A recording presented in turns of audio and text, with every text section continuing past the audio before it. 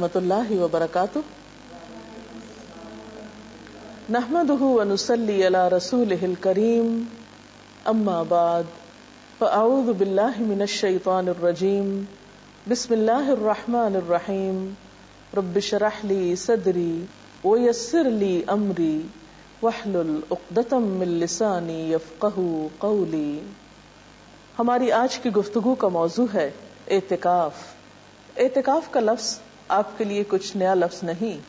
رمضان کا نام آتے ہی اعتکاف کا خیال بھی آتا ہے، اور خاص طور پر جب رمضان کا دوسرا عشرہ اپنے اختتام کو پہنچتا ہے تو بہت دفعہ آپ اعتکاف کا لفظ سنتے ہیں. اعتکاف کیا چیز ہے؟ اعتکاف کا کیا معنی ہے؟ اعتکاف عربی زبان کا لفظ ہے، عین کاف فے سے بنا ہے. اس کا لفظی معنی ہوتا ہے ٹھہر جانا، جم جانا، اور پھر یہ جم کر ایک جگہ رک کر عبادت کرنے کے لیے استعمال ہوتا ہے. اسلام کی اصطلاح میں اعتکاف اس کو کہتے ہیں کہ نیت کر کے مسجد میں رہے انسان، اور سوائے ضروری حاجات کے جو مسجد میں پوری نہ ہو سکتی ہوں مسجد سے باہر نہ جائے.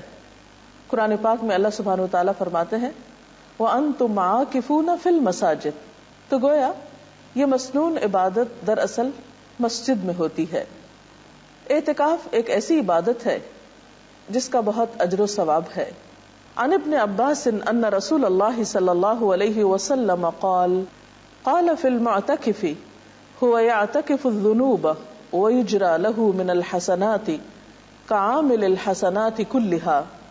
حضرت عبداللہ بن عباس بیان کرتے ہیں کہ نبی صلی اللہ علیہ وسلم نے اعتکاف کرنے والے کے بارے میں فرمایا، اعتکاف کرنے والا چونکہ گناہوں سے رکا رہتا ہے اس لیے اس کے حق میں وہ تمام نیکیاں لکھی جاتی ہیں جو اس شخص کے حق میں لکھی جاتی ہیں جو تمام نیکیوں پر عمل پیرا ہو. عام حالات میں ہر طرح کی نیکی کرنا ایک مشکل کام ہے، لیکن جو شخص نیکی کی نیت اور غرض سے اپنے آپ کو کچھ دن کے لیے محض نیک کام کے لیے پابند کر لیتا ہے اس شخص کو بے پناہ اجر و ثواب ملتا ہے. اعتکاف کے بارے میں قرآن پاک میں سورۃ البقرہ میں آیت نمبر 187 187 میں آتا ہے وَلَا تُبَاشِرُوهُنَّ وَأَنْتُمْ عَاكِفُونَ فِي الْمَسَاجِدِ تِلْكَ حُدُودُ اللَّهِ فَلَا تَقْرَبُوهَا كَذَلِكَ يُبَيِّنُ اللَّهُ آيَاتِهِ لِلنَّاسِ لَعَلَّهُمْ يَتَّقُونَ. اور جب تم مسجدوں میں حالت اعتکاف میں ہو تو بیویوں سے مباشرت نہ کرو، یہ اللہ کی باندھی ہوئی حدیں ہیں، ان کے قریب نہ پھٹکنا. اس طرح اللہ اپنے احکام لوگوں کے لیے بصراحت بیان کرتا ہے. توقع ہے کہ وہ غلط رویے سے بچیں گے. اس آیت سے یہ بات پتہ چلتی ہے کہ اعتکاف مساجد میں ہوتا ہے. اگرچہ اعتکاف رمضان کے علاوہ بھی ہوتا ہے، لیکن رمضان میں چونکہ ہر نیکی کا اجر زیادہ ہو جاتا ہے، اور ویسے بھی رمضان میں اعتکاف فرض کفایہ کی حیثیت رکھتا ہے، اس لیے عموماً اعتکاف رمضان میں ہی کیا جاتا ہے. اعتکاف ایک دن کا بھی ہو سکتا ہے اور زیادہ کا بھی. نبی صلی اللہ علیہ وسلم عموماً آخری عشرے میں اعتکاف فرمایا کرتے تھے. آپ کے اس طرز عمل کے بارے میں حضرت ابو ہریرہ رضی اللہ تعالی عنہ بیان کرتے ہیں کہ نبی اکرم صلی اللہ علیہ وسلم کے سامنے ہر سال ایک بار قرآن پڑھا جاتا. جس سال آپ نے وفات پائی اس سال آپ کے سامنے 2 بار قرآن مجید ختم کیا گیا.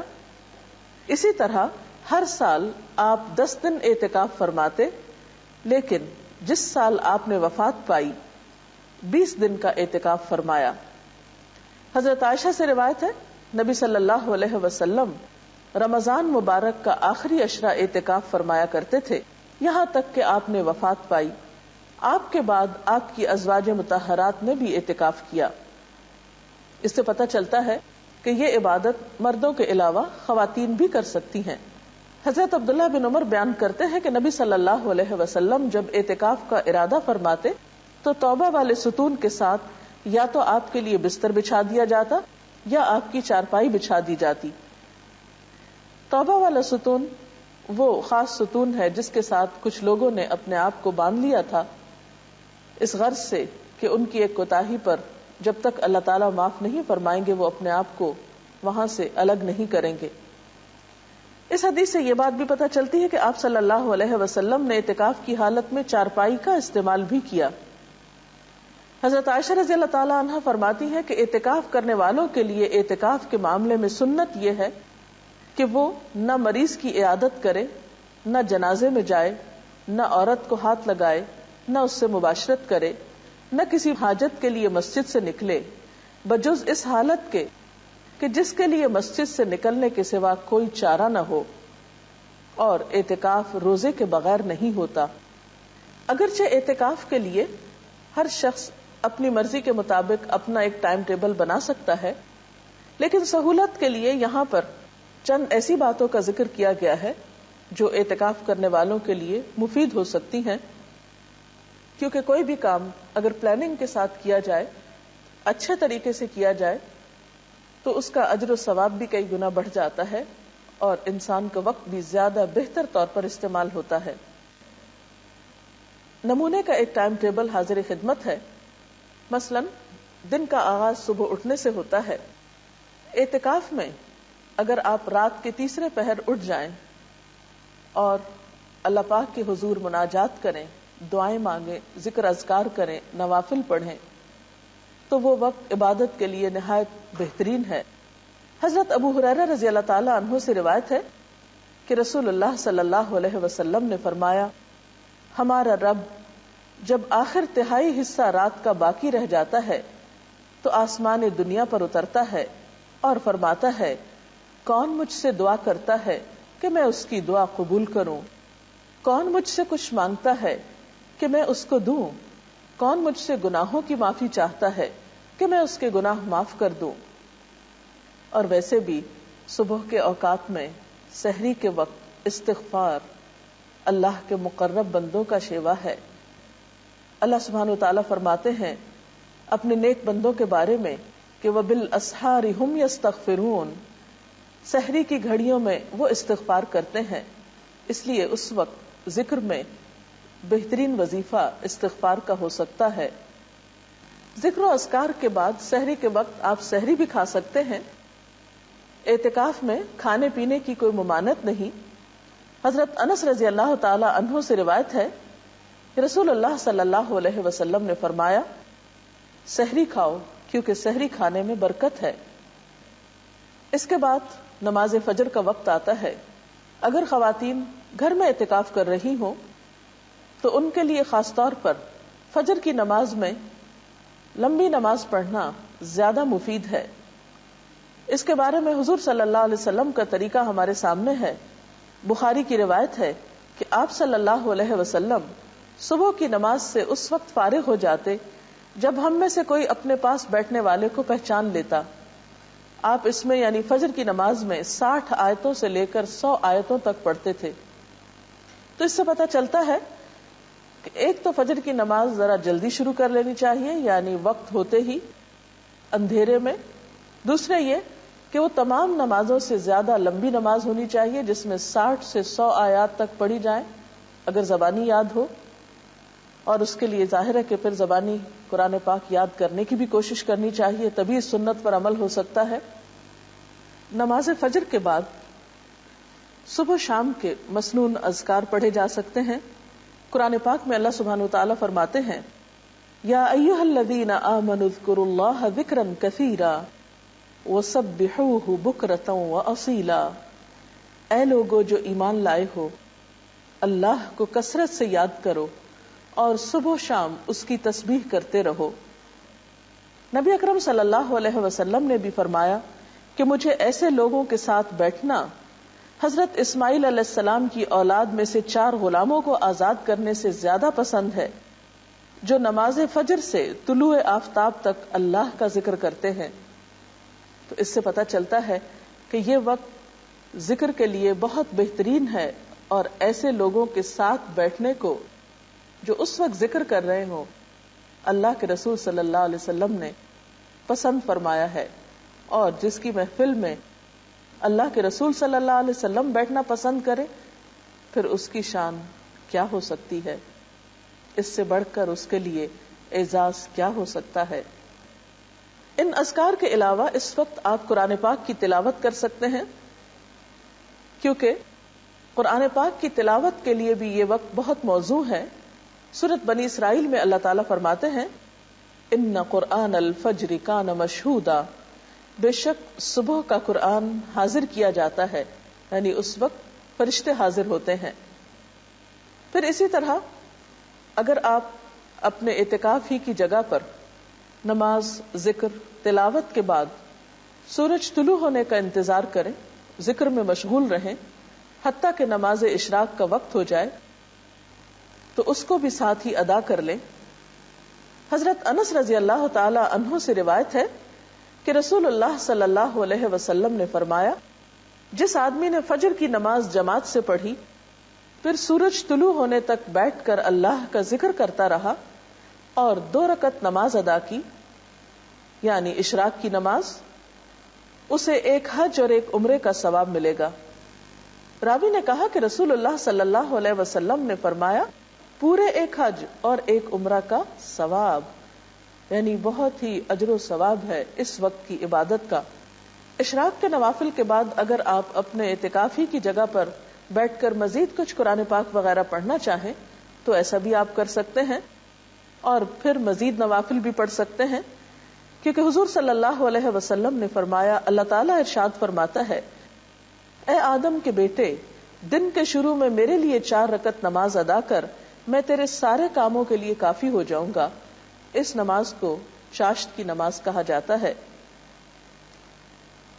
اگر کچھ سستی یا تھکاوٹ محسوس ہو رہی ہو تو بہتر ہے کچھ دیر اب آپ آرام کر لیں۔ آپ لیٹ کر بھی ذکر اذکار کر سکتے ہیں، تھوڑی دیر کے لیے سو بھی سکتے ہیں، لیکن اگر آپ اپنی طبیعت اچھی پاتے ہوں تو بہتر ہے کہ اب آپ کچھ وقت مطالعے کے لیے نکالیں۔ دینی کتابوں کا مطالعہ، قرآن پاک کی تفسیر پڑھنا، اور اگر آپ پڑھ نہ سکتے ہوں تو کیسٹ لگا کر سننا، اور دینی کتب کو جو آپ کے روزمرہ کی دینی مسائل سے متعلق ہوں یا اخلاق اور کردار کو سنوارنے والی ہوں، ان کو آپ اپنے زیر مطالعہ رکھ سکتے ہیں، کیونکہ طلب العلم فریضۃ علی کل مسلم، علم کا حاصل کرنا، طلب کرنا ہر مسلمان پر فرض ہے۔ اور ویسے بھی علم کے سیکھنے اور سکھانے والے اللہ تعالیٰ کے محبوب بندے ہیں۔ پھر اس کے بعد ظہر کی نماز طویل ادا کریں، نوافل بھی پڑھ سکتے ہیں مزید، پھر تھوڑا سا قیلولہ آپ کر سکتے ہیں، کیونکہ اس سے آپ کو تہجد کے وقت اٹھنے میں، رات کو جاگنے میں سہولت ہو سکتی ہے۔ نماز ظہر کے بعد، قیلولہ کے بعد آپ کچھ وقت قرآن پاک کی کچھ سورتوں کو حفظ کرنے کے لیے، اور اگر آپ حافظ قرآن ہیں اللہ کے فضل سے تو اپنے دہرائی کے لیے اس وقت کو استعمال کر سکتے ہیں، کیونکہ قرآن پاک اگر دہرایا نہ جائے تو انسان کو بھول جاتا ہے۔ عصر کی نماز بھی اسی طرح خوب اچھی طرح ادا کریں، طہارت وغیرہ کا اچھا اہتمام کریں، اور عصر کی نماز کو تاخیر سے نہیں پڑھیں، کیونکہ آپ صلی اللہ علیہ وسلم نے دھوپ کے پیلا پڑنے پر عصر کی نماز پڑھنے والے کو منافق قرار دیا ہے، اور قرآن پاک میں بھی اس نماز کی حفاظت کی بہت تاکید آئی ہے، حافظوا علی الصلوات والصلاة الوسطى وقوموا للہ قانتین، اپنی نمازوں کی حفاظت کرو، خصوصاً درمیانی نماز کی، اور اللہ کے آگے اس طرح کھڑے ہو جاؤ جیسے فرما بردار غلام کھڑے ہوتے ہیں۔ عصر سے لے کر مغرب تک کا وقت، اس میں آپ تسبیحات کر سکتے ہیں، اور اس وقت بھی ذکر کرنا نہایت پسندیدہ ہے۔ آپ نے فرمایا، مجھے ایسے لوگوں کے ساتھ بیٹھنا حضرت اسماعیل علیہ السلام کی اولاد میں سے 4 غلاموں کو آزاد کرنے سے زیادہ پسند ہے، جو نماز عصر سے غروب آفتاب تک اللہ کا ذکر کریں۔ اس وقت بھی آپ صبح شام کی دعائیں پڑھ سکتے ہیں۔ اس کے علاوہ کچھ اور تسبیحات، مثلا سبحان اللہ و بحمدہ سبحان اللہ العظیم، استغفر اللہ ربی من کل ذنب و اتوب الیہ، اللہم صلی وسلم علی نبینا محمد، لا حول ولا قوة الا باللہ العلی العظیم، لا الہ الا انت سبحانک انی کنت من الظالمین، یا حی یا قیوم برحمتک استغیث، یہ ذکر کے کچھ مخصوص کلمات ہیں. اپنی سہولت کے مطابق آپ جس جس کی چاہیں جتنی مرتبہ چاہیں تسبیح کر سکتے ہیں. اس کے بعد افطار کا وقت قریب ہوگا، پھر دعائیں خوب مانگیں کیونکہ افطاری کے وقت دعائیں قبول ہوتی ہیں. افطار میں کوشش کریں کہ آپ ہلکا کھانا پینا رکھیں، کیونکہ افطاری کے وقت اگر آپ بہت زیادہ کھا پی لیں تو آئندہ کی عبادت مشکل ہو جاتی ہے، کیونکہ اعتکاف میں انسان کہیں چل پھر بھی نہیں سکتا. اس لیے غذا کے بارے میں خاص احتیاط کی ضرورت ہے. ایسی غذاؤں سے بچیں کہ جن کی وجہ سے آپ کے معدے پر بوجھ ہو، آپ کی طبیعت میں سستی ہو اور آپ یکسوئی اور شوق کے ساتھ اللہ کی عبادت نہ کر پائیں. نماز مغرب میں خوب دل لگا کر خشوع و خضوع کے ساتھ نماز ادا کریں. اس کے بعد اگر آپ چاہیں تو کھانا کھا سکتے ہیں. کھانے کے بعد نماز عشاء سے پہلے اگر آپ وقت مقرر کر لیں کہ کچھ دعائیں جو آپ صلی اللہ علیہ وسلم مختلف مواقع کی مناسبت سے پڑھتے تھے ان کو یاد کر لیں تو یہ بھی ایک اچھی کوشش ہوگی. مثلا گھر سے نکلتے وقت کی دعا، گھر میں داخل ہوتے وقت کی دعا، سواری پہ بیٹھتے وقت کی دعا، اسی طرح آئینہ دیکھنے کی دعا وغیرہ وغیرہ. صبح شام کے بہت سے ایسے اذکار موجود ہیں کہ جنہیں آپ اپنی عادت بنانے کے لیے زبانی یاد کر سکتے ہیں اور جس سے آپ کی زندگی برکتوں سے مالا مال ہو سکتی ہے. پھر اسی طرح کوشش کریں کہ تراویح کی نماز بہت اچھی طرح اور طویل ادا ہو، کیونکہ آپ صلی اللہ علیہ وسلم کی اس نماز کے بارے میں حضرت عائشہ فرماتی ہیں کہ مت پوچھو ان کے حسن کے بارے میں اور ان کے طول کے بارے میں کہ کتنی لمبی رکعتیں ہوتی تھیں آپ کی رات کی نماز کی اور کتنے خوبصورت طریقے سے آپ ان کو ادا کرتے تھے. صرف تعداد پوری کرنے، گنتی پوری کرنے کی کوشش نہ کریں، بلکہ آپ صلی اللہ علیہ وسلم کی سنت پر عمل کرتے ہوئے طویل قیام، طویل رکوع اور طویل سجدوں کی بھی کوشش کریں.